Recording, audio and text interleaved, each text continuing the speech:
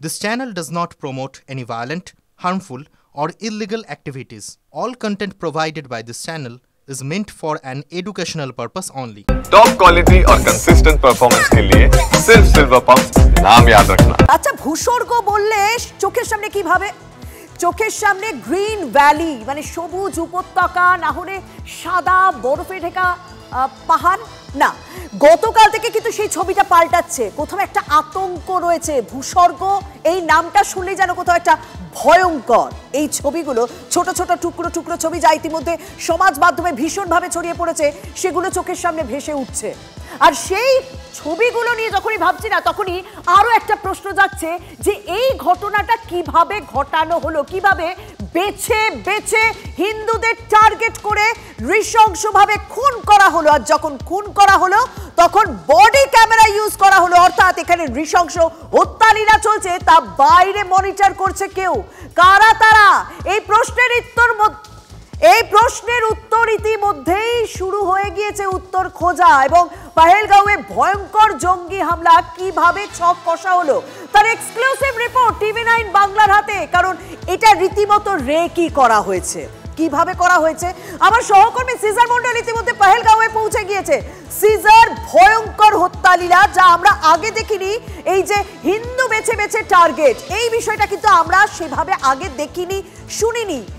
এটা কিভাবে করা হলো, কেন হিন্দুরা টার্গেট, এবং করা হলো কিভাবে পহেলগাঁওয়ে?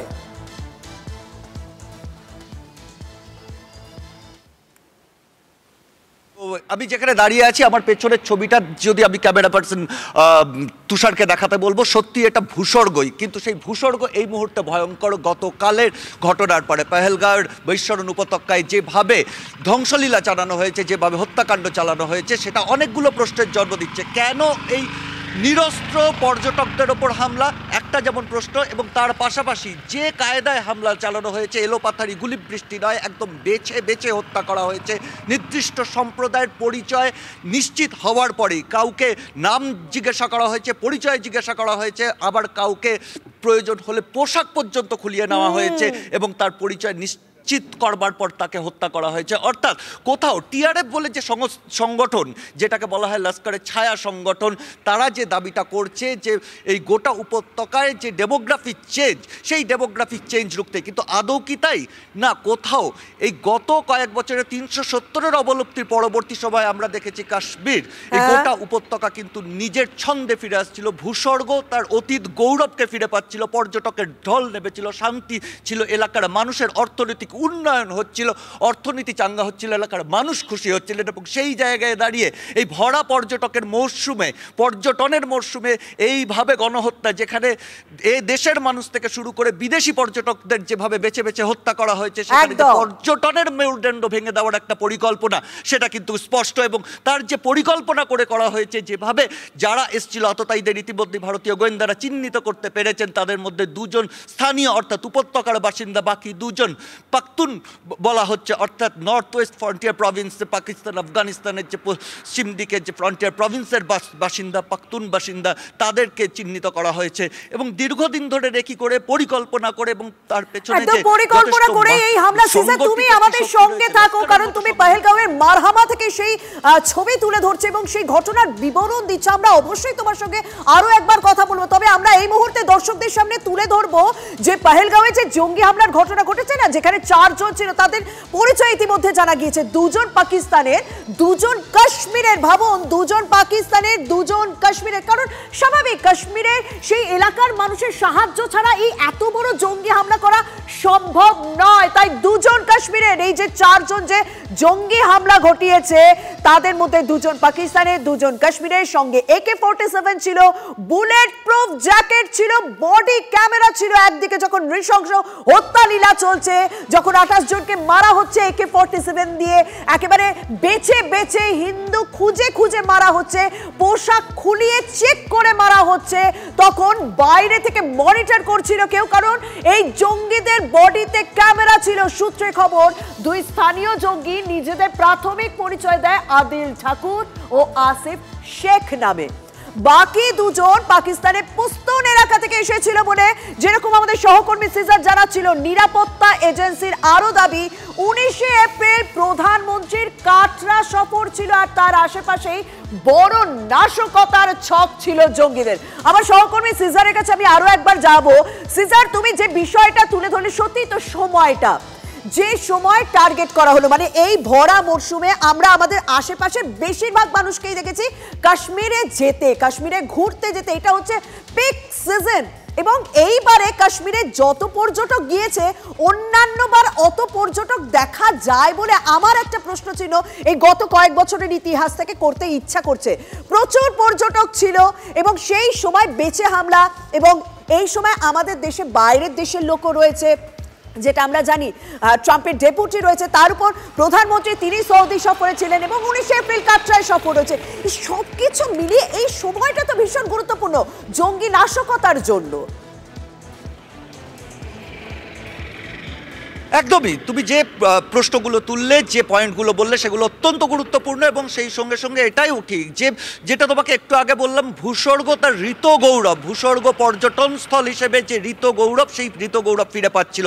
শান্তির বাতাবরণে হাজারে হাজারে পর্যটক এই উপত্যকামুখী হচ্ছিলেন, কারণ আমরা যে প্রজন্মের মানুষ, আমরা কিন্তু ছোটবেলা থেকে কাশ্মীরের বুকে এই উপত্যকার বুকে বারবার কিন্তু রক্তাক্ত হতে দেখেছি এবং সেই জায়গায় গত কয়েক বছরে 370 অবলুপ্তির পরবর্তী সময় যেভাবে শান্তি ফিরে এসেছিল এবং যেভাবে পর্যটকদের ঢল নেমেছিল, সেখানে এই এলাকার পর্যটনকে কেন্দ্র করে তার যে অর্থনীতি, সেই অর্থনীতি মজবুত হচ্ছিল, এলাকার মানুষ অনেক খুশি ছিলেন, তারা এই অর্থনীতি যে চাঙ্গা হচ্ছিল তার ভাগ তারা পাচ্ছিলেন, সুফল পাচ্ছিলেন। এবং তার মাঝখানে যে অবস্থায় এইভাবে হামলাটা হলো, যেভাবে নৃশংস গণহত্যা হলো, স্বভাবতই পর্যটকদের মনে মারাত্মকভাবে আতঙ্ক সৃষ্টি করবে।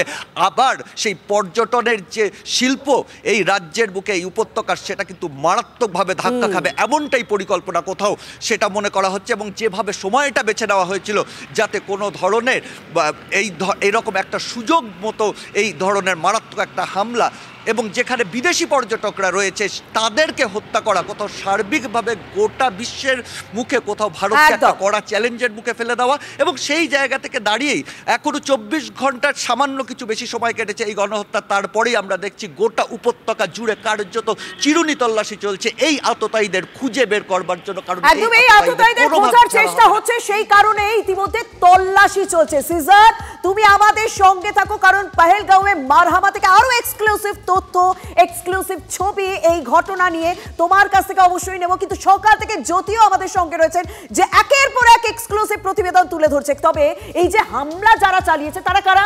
লস্করে তৈবার ছায়া সংগঠন দ্য রেজিস্ট্যান্স ফ্রন্ট, টিআরএফ। এই দ্য রেজিস্ট্যান্স ফ্রন্ট তাদের সময়, মানে কোন সময় তৈরি হয় জানেন? ঠিক যখন 370টা বিলোপ হচ্ছে, মানে আমি যদি ভুল না করি 2019 নাগাদ এই টিআরএফ তৈরি হয়েছে। তারা এই হামলার মাস্টার মাইন্ড বলে খবর। যদি এই টিআরএফ সম্পর্কে তোমার কাছে ঠিক কি তথ্য রয়েছে? তুমি পহেলগাঁওয়ের অবন্তিপুরায় রয়েছো, এই টিআরএফ কারা এবং এই টিআরএফ নিয়ে কাশ্মীরের মানুষের কি ধারণা?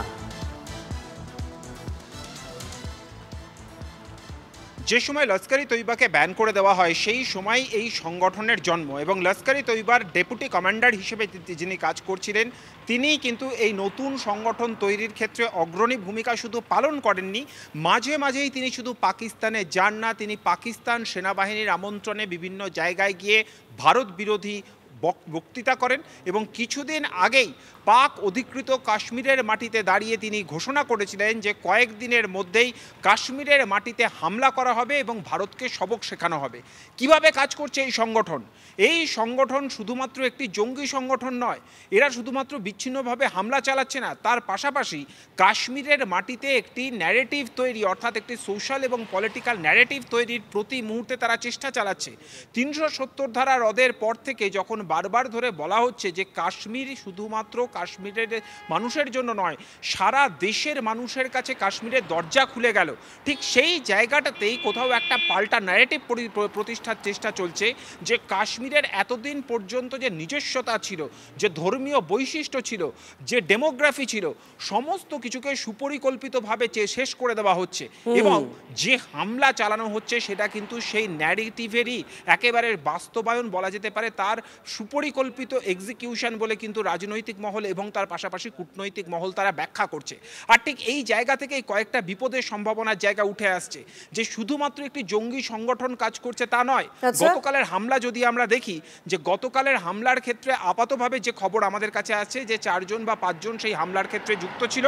ইতিমধ্যেই 3 জনের স্কেচ এবং একজনের ছবি প্রকাশ করা হয়েছে। কিন্তু তার পাশাপাশি এই হামলা চালানোর ক্ষেত্রে দীর্ঘদিন ধরে শুধু রেকি করা হয়নি, এই জায়গাতে যাতে প্রপার এসকেপ রুট তৈরি করে তা রাখা যায় এবং নিরাপদ এসকেপ রুট যাতে থাকে তা নিশ্চিত করা হয়েছে। অর্থাৎ একটা শেল্টার দেওয়ার মতো একটা প্যারালাল একটা স্তর রয়েছে, যারা এই জঙ্গি সংগঠনের প্রতি সহানুভূতিশীল থেকে প্রচ্ছন্নভাবে ছায়ার মতো তারা কাজ করে যাচ্ছে।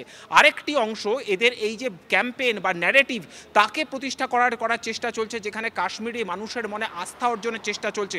অর্থাৎ একদম তুমি এটা খুব গুরুত্বপূর্ণ পয়েন্ট বলেছো, যে অপরাধ করে পালিয়ে যাওয়ার একটা রুট ভাবা, এবং এই যে টিআরএফ সংগঠন রয়েছে এদের প্রতি যাদের একটু হলেও সহানুভূতি রয়েছে তাদের আস্থা অর্জন করা, মানে এটা সাংঘাতিক একটা প্ল্যান। এবং এটা কিন্তু 1-2 মাসের রেইকিতে এই ঘটনা ঘটেনি, এটা বেশ কয়েকদিন ধরে নিজেদের আস্থা অর্জন করেছে যাতে তারা পালিয়ে যেতে পারে, যাতে তারা কাশ্মীরের মাটিতে দাঁড়িয়ে এরকম ভয়ানক একটা নৃশংস হামলার ঘটনা ঘটাতে পারে। আমার অপর সহকর্মী সিজারের কাছে যাব। সিজার, আমরা জানি এই জঙ্গি সংগঠনগুলো কাদের টার্গেট করে? এই জঙ্গি সংগঠনগুলো টার্গেট করে ইউথকে। সেই ইউথকে টেনে নিয়ে নিজেদের সংগঠনের সদস্য করে তাদেরকে দিয়ে হামলা করায়। আর কাশ্মীরের ইউথ এই মুহূর্তে তারা যথেষ্ট পর্যটন নিয়ে মেতে আছে, কারণ সেখানে বেশ ভালো পর্যটকের যাওয়া আসা হচ্ছে, সেখানে পড়াশোনা হচ্ছে, পাকিস্তানের যুবদের বাইরে চাকরি পর্যন্ত হচ্ছে। সেই জায়গাটা মানে একটা এদেরকেও বার্তা দেওয়া যে তোমরা আমাদের সঙ্গে থাকো, তোমরা আবার হাতে বন্দুক তোলো, পর্যটনে ধাক্কা দিয়ে কি সেই বার্তাটাই তুলে ধরলো এই জঙ্গিরা? অবশ্যই, কারণ মানুষের যদি কাজ থাকে, মানুষের পকেটে যদি পয়সা থাকে, পর্যটন শিল্পকে কেন্দ্র করে যেভাবে গত কয়েক বছরে গোটা উপত্যকায় অর্থনীতি চাঙ্গা হয়ে উঠেছিল, সেখানে সাধারণ মানুষ, এই উপত্যকার একদম সাধারণ মানুষ, একদম যারা এতদিন বেকার ছিল, যারা বেকার যুবক যুবতীরা, তারা অর্থের সন্ধান পেয়েছিল, তারা একটা অন্য জীবনের স্বাদ পেয়েছিলেন। এবং সেই জায়গায় দাঁড়িয়ে কোথাও এই যে দীর্ঘদিন ধরে এই আতঙ্কের যে জিগিরে তোলা এই ধরনের সংগঠনগুলো, সেটা লস্কর হোক, সেটা জেএস হোক, সেটা লস্কর জেএসের ছায়া সংগঠন টিআরএফের মতো সংগঠন হোক, তারা কিন্তু কোথাও এটা আঁচ করতে পারছিলেন। এইভাবে অর্থনৈতিকভাবে সমৃদ্ধ হয়ে উঠলে, মানুষের হাতে পয়সা, মানুষের চাকরি থাকলে, তাহলে কিন্তু এই ধরনের সংগঠনের যে প্রভাব এই উপত্যকার বুকে এতদিন ধরে তারা বজায় রাখতে পেরেছিলেন, সেই প্রভাব কিন্তু থাকবে না। আর সেই জায়গায় দাঁড়িয়ে ফের সেই পুরনো অবস্থানে ফিরিয়ে নেওয়ার জন্য একটা ভিন্ন চক্রান্ত, এমনটাই কিন্তু মনে করা হচ্ছে। নিজেদের জায়গা যাতে নষ্ট না হয় কাশ্মীরের মাটিতে, তাই এই হামলা, তাই এখানে কোথাও একটা বার্তা দেওয়ার চেষ্টা করা। সিজার, তুমি আমাদের সঙ্গে থাকো, কারণ তোমার কাছ থেকে আরো বেশ কিছু তথ্য নেওয়ার আছে। তবে আমি জ্যোতির কাছে একটু খুব সংক্ষেপে যাব, জ্যোতির সঙ্গে কথা বলবো, কারণ ইতিমধ্যে সরকারের তরফ থেকে বেশ কিছু পদক্ষেপ নেওয়া শুরু হয়েছে। অবশ্যই সেই সমস্ত তথ্য আপনাদের সামনে তুলে ধরবো। কাশ্মীর বলতে নাকে হিমেল হাওয়া, চোখের সামনে সাদা বরফের পাহাড়, কিন্তু গতকাল থেকে বারবার কানে বন্দুকের আওয়াজ, না হলে চাপ চাপ রক্তের দাগ, এটাই মাথায় আসছে। আর সেই কাশ্মীরে স্বাভাবিকভাবে এই ঘটনার পর ভয়াবহ অভিজ্ঞতা বালুরঘাটের রবীন্দ্রনগরের নবদম্পতি অনুরাগ মণ্ডল এবং দীপান্বিতা মণ্ডলের। গতকাল জঙ্গিরা যখন বেছে বেছে হিন্দু পর্যটকদের গুলি করে খুন করছে, তখন পেহেলগাঁওতেই ছিলেন বালুরঘাটের এই দম্পতি। সেদিনই ঘোড়ায় চড়ে ঘটনাস্থলে যাওয়ার সময় এলোপাতাড়ি গুলির খবর জানতে পেরে ফিরে আসেন তারা হোটেলে। তারপর গতকাল সারা দিন হোটেলে বন্দী ছিলেন।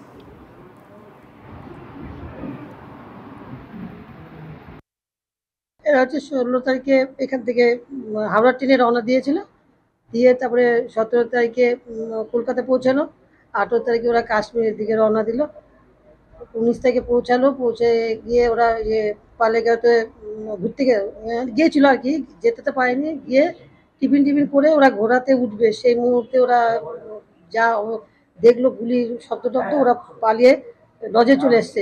বালুরঘাটে দম্পতির অভিজ্ঞতার কথা শোনালাম না, কিন্তু পেহেলগাঁওয়ে জানেন তো আরো অনেকে ছিল হোটেলে, তারা তৈরি হচ্ছিলেন যে আর কয়েক মিনিটের মধ্যেই বেরোতে হবে, বেসারানে যেতে হবে। ঠিক তখনই খবর আসে আতঙ্কে হোটেল বন্দী হয়ে পড়েন মানিকতলা থেকে ঘুরতে যাওয়া পর্যটকরা, কারণ তখন বেসারানে গুলি চলছে। সারা রাত দু চোখের পাতা এক করতে পারেননি তারা, ভূস্বর্গে গিয়েছিলেন কোথাও আনন্দের আশায়, সেখানে ভয়ানক অভিজ্ঞতা হলো তাদের। এই মুহূর্তে আমরা যে বাসে রয়েছি, এই বাস পশ্চিমবঙ্গের বিভিন্ন প্রান্ত থেকে, বিশেষত কলকাতা শহরের বিভিন্ন প্রান্ত থেকে বাঙালিরা ঘুরতে এসেছিলেন। এরা প্রত্যেকেই গতকাল ছিলেন পেহেলগামের ঠিক গ্রাউন্ড জিরো, যে জায়গাতে এই ঘটনা ঘটেছে সেই জায়গায় তাদের যাওয়ার পরিকল্পনা ছিল। তারা প্রত্যেকে পেহেলগামের হোটেলে তৈরি হচ্ছিলেন আর কিছুক্ষণের মধ্যেই তারা বেরোতেন। আর ঠিক সেই সময় এই অপ্রত্যাশিত নারকীয় হত্যালীলার খবর তাদের কাছে এসে পৌঁছয়। আমরা বেরিয়ে গিয়ে আমাদের হোটেল থেকে ফোন করলো যে 11 জন স্পট ডেট হয়ে গেছে, ওখানে জঙ্গি হামলা করেছে। আপনাদের ওইখানেই যাওয়ার পরিকল্পনা ছিল? হ্যাঁ, ওখানেই যাওয়ার পরিকল্পনা ছিল, কিন্তু ওখান থেকে আমরা তাড়াতাড়ি ইমিডিয়েটলি হোটেল থেকে ফোন করলে আমরা ঢুকে গেছি, হোটেলে চলে গেছিলাম। হোটেলে যিনি ছিলেন উনি বলল যে দরজা ফরজা বন্ধ করে দেন, আপনারা কেউ বেরোবেন না, আর কোনো মার্কেটে যাওয়ার কোনো দরকার নেই। কেউ যদি রাতের বেলা বললো এসে যে আপনারা দরজা ফরজা বন্ধ করে রাখবেন, কেউ ঠকঠক করলে আওয়াজ করবে, বেরোবেন না চট করে। মানে সব বলে দিচ্ছে হোটেলের লোক, আপনার চুপচাপ লাইট ফাইট অফ করে থাকবেন। হ্যাঁ, কেউ দরজা নাড়ালে খুলবেন না, কেউ দরজা খুলবেন না, আপনার ভিতরে থাকবেন। হয়তো আমাদের মানে দুঃখ করছে, সারা ঘুমোনি, আমরা সারা ঘুমোনি। আমাদের বাড়ির থেকে টেনশন করছে, সব ফোন করছে, তোমরা চলে আসো। তো আমরা তো যেতে পারছি না, যাবো কি করে বেরোবো?